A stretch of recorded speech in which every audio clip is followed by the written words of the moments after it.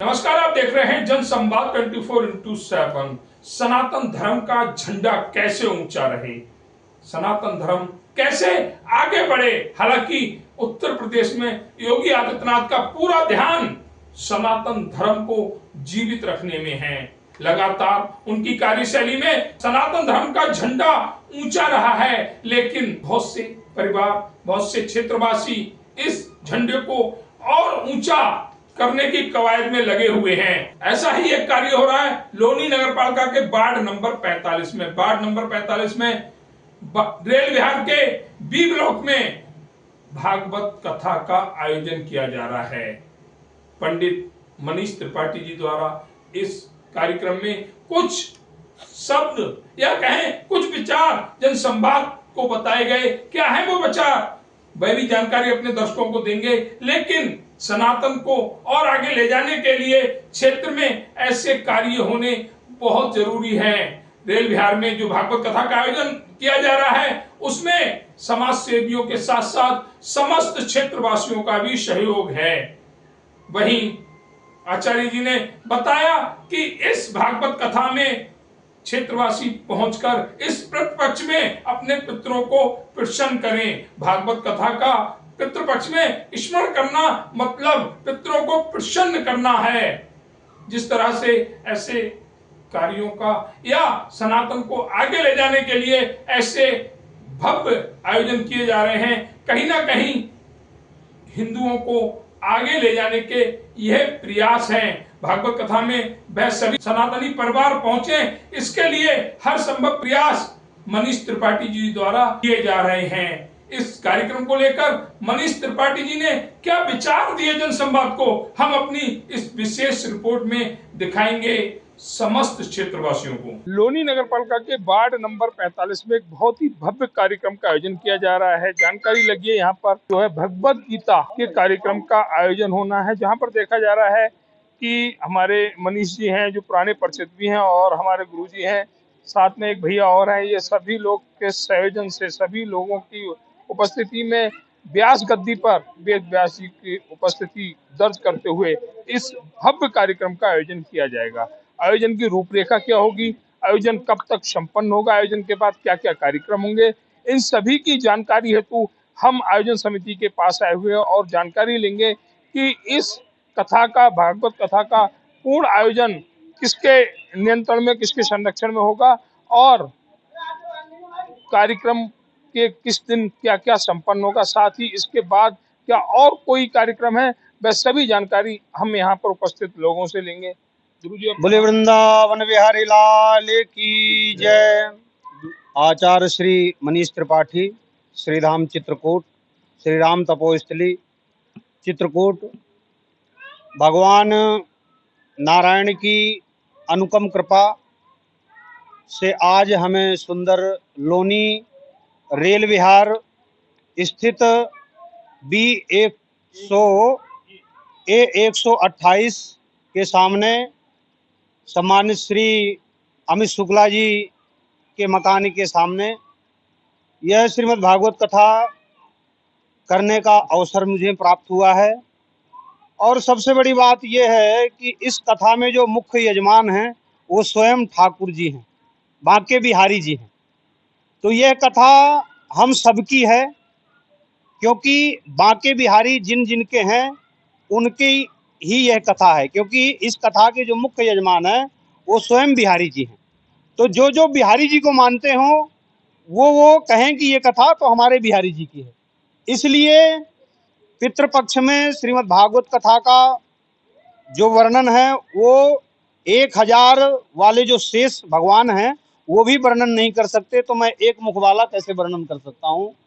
और मेरा ये मानना है कि क्षेत्र की जो भी जनता है वो हमारा पूर्णतः सहयोग करती है। हम कोई भी कार्य करना चाहते हैं तो ये कहते हैं कि गुरुजी आप कार्य को करो, बाकी जिस तरह का सहयोग हमसे हो सकेगा वो हम करेंगे। चाहे जैसे भाटी जी हो, चाहे इधर जो भी समस्त प्रधान जी हो, विपिन भैया हो, बाबा हो या प्रधान जी मेहरचंद प्रधान जी हो। बात करें तो सर जब पितृपक्ष में अगर कहा जाता है कि अगर कथा हो या भागवत कथा हो या राम कथा हो तो निश्चित तौर पर लोग मोक्ष को प्राप्त होते हैं, क्या ये सत्यता है? बिल्कुल एकदम सत्यता है इस बात में। देखिए, ये श्रीमद् भागवत कथा अवतरित ही पितरों के निमित्त हुई थी। पहली कथा हमारे सुखदेव जी महाराज ने परीक्षित जी को मोक्ष की कामना के लिए ही तो सुनाई थी, जिससे यह धराधाम में अवतरित हुई और परीक्षित जी का मोक्ष हुआ। और ये पितरों के निमित्त ही श्रीमद् भागवत कथा का दिव्यमय आयोजन हो रहा है। जिस तरह से सनातन धर्म आगे बढ़ रहा है उसी को लेकर के हम बात करें तो आज यहाँ के भागवत कथा का आयोजन किया गया, क्या कुछ कहेंगे? देखिए, जो कुछ प्रभु की कृपा से कार्य हो रहा है इतना बढ़िया होगा, इतने तरीके संपन्न होगा कि उसका कोई जवाब ही नहीं है कि धर्म का काम इतना आगे बढ़ता जा रहा है। मनीष त्रिपाठी जी इसके जो है सबसे इकट्ठा करके लग रहे हैं अपने आप, और इसका बड़ा अच्छा असर मिलेगा। जिस तरह से सनातन धर्म आगे बढ़ रहा है उसका विस्तार हो रहा है, उसमें एक कड़ी ये भी है। बहुत अच्छा करी है ये, इसका तो कोई तोड़ ही नहीं है कि धर्म में एक तो पुरखे पितृ हैं, वो चले जाएंगे अपने अपने स्थान, और बाकी बिहारी का जो है गुण अनुवाद हो रहा है, उसको लोगों को सबको सुनना चाहिए और आकर के सहयोग देना चाहिए। एक जानकारी और लेंगे गुरुजी। हम कहते हैं कि प्रतिपक्ष में कोई भी शुभ कार्य नहीं होता।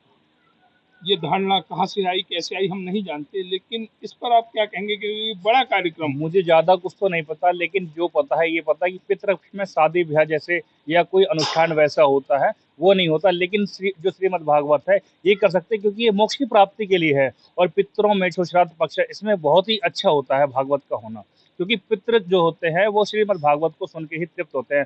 भागवत जो पुराण होती है उसमें एक जो है पंडित जी धुंधकारी जो है उसको रखा जाता है। उसका कारण यही होता है कि भागवत में वो सुनता है उसको और उसको उसी से मोक्ष की प्राप्ति होती है। तो भागवत सुनने से ही मोक्ष की प्राप्ति होती है पितरों को। आपका कहने का तात्पर्य है कि जो भी अपने पितरों के श्राद्ध वगैरह करते हैं वो आकर एक बार भागवत कथा जरूर सुने, जिससे कि उनके जो पितर हैं प्रसन्न रहे। पितृपक्ष में जो भागवत कथा सुनता है उसके पितर अति प्रसन्न होते हैं, बहुत ज्यादा प्रसन्न होते हैं। और भागवत कथा को जब वो खुद सुनने आता है तो उसके साथ में श्राद्ध पक्ष में पितृपक्ष में उसके पितर भी साथ में रहते हैं 15 दिन तक, अपने फैमिली के साथ में जो उनके होते हैं तो साथ में रहते हैं। तो पितर जब सुनते हैं पृथ्वी लोग तो पितृपक्ष में जब वो सुनते हैं तो उसका लाभ जब पुत्र सुनते हैं तो उनको भी मिलता है। हमारे साथ एक साथी और जो सर, आपका नाम? मेरा नाम आचार्य तुलसी शास्त्री है। शास्त्री जी, पितृपक्ष में श्राद्ध पक्ष बहुत ही श्रेष्ठ माना जाता है कि भागवत कथा हो रही है, तो क्या संदेश देंगे क्षेत्रवासियों को जो यहाँ पर संपूर्ण परिवार के साथ उपस्थित होकर भागवत कथा का श्रवण करें? देखिए, हम तो यही सभी को कहते हैं कि पितृ कृपा और कुल के देवता की कृपा जिसके ऊपर है वो सर्वस्व प्राप्त कर सकता है। और श्रीमद् भागवत महापुराण तो एक ऐसा यज्ञ है, ऐसी ज्ञान गंगा है कि जिसमें चाहे जितना गोता लगाओ कभी आत्मा को तृप्ति नहीं मिलती। वो एक ऐसा रस है कि जिस रस को पीने से बार बार पीने का मन करता है, एक बार नहीं, दो बार नहीं, मुँह रहो रसिका भूई भाव का, बार बार। जैसे कि कहते हैं कि हम आज अपने जीवन को धन्य करने के लिए श्रीमद् भागवत महापुराण से अच्छा कोई ग्रंथ नहीं है, उससे अच्छा कोई मुक्ति का साधन नहीं है। हमारे पितरों की कृपा हम पे बनी रहे। हम ऐसी कामना करते हैं कि सभी देशवासियों से, ग्रामवासियों से और सनातन धर्मवासियों से कि ये अनुष्ठान धर्म कार्य अवश्य कराना और करना चाहिए सभी को, क्योंकि देखिए ये किसी एक की चीज़ नहीं है।